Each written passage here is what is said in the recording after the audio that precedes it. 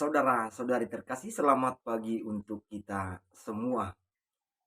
Perbuatan baik dan perbuatan jahat adalah dua perbuatan yang sangat bertolak belakang.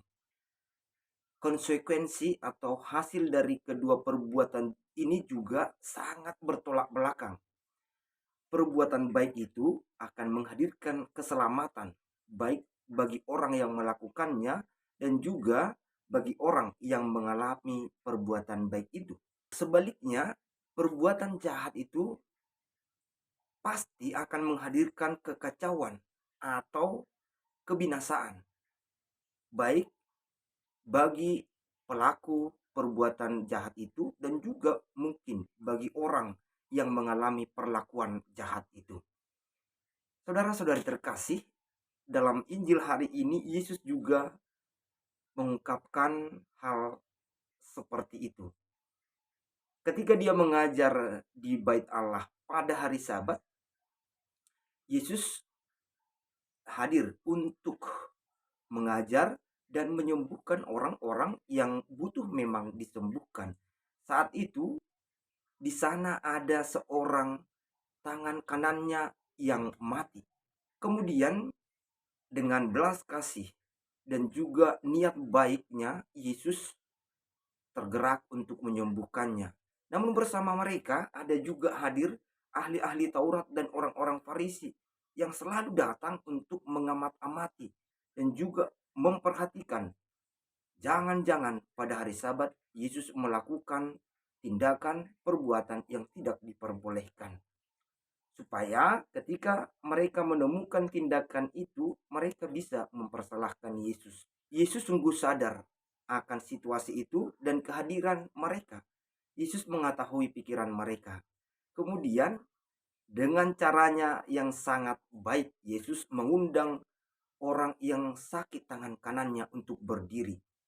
Kemudian Yesus mempertanyakan, manakah yang diperbolehkan pada hari Sabat?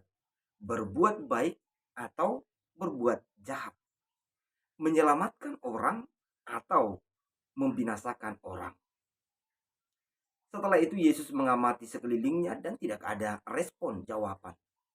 Dan pertanyaan itu kemudian dilanjutkan Yesus dengan tindakan. Tindakannya adalah perbuatan yang baik. Apa itu? Yakni Yesus menyembuhkan orang yang sakit tangan kanannya. Dia menyuruh mengulurkan tangan kepada yang sakit dan seketika itu pula si sakit itu sembuh. Orang-orang Farisi dan ahli-ahli Taurat yang mengamati itu sungguh marah dan merencanakan apakah yang harus mereka perbuat kepada Yesus. Namun situasi itu, pengamatan itu, kemudian usaha-usaha untuk menjatuhkan Yesus itu tidak membuat Yesus berhenti. Yang jelas, Yesus menghendaki bahwa yang menjadi orientasi, pilihan dasar, dan juga tujuan kita adalah untuk berbuat baik dan menyelamatkan banyak orang. Inilah panggilan kita juga. Inilah yang dikehendaki Yesus dari kita semua yang percaya kepadanya.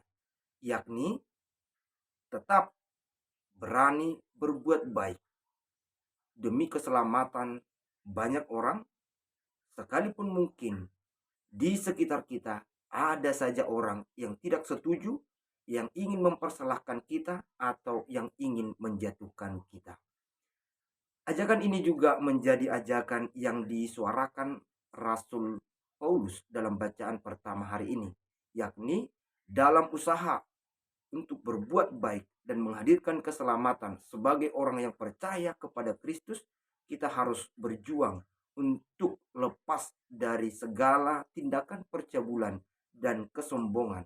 Melainkan kita harus mengusahakan hidup yang murni dan juga selalu ingin terbuka untuk bertobat, memperbaiki kesalahan, dan melepaskan kejahatan-kejahatan yang ada dalam pikiran kita, dalam niat kita, dan juga mungkin dalam tindakan kita.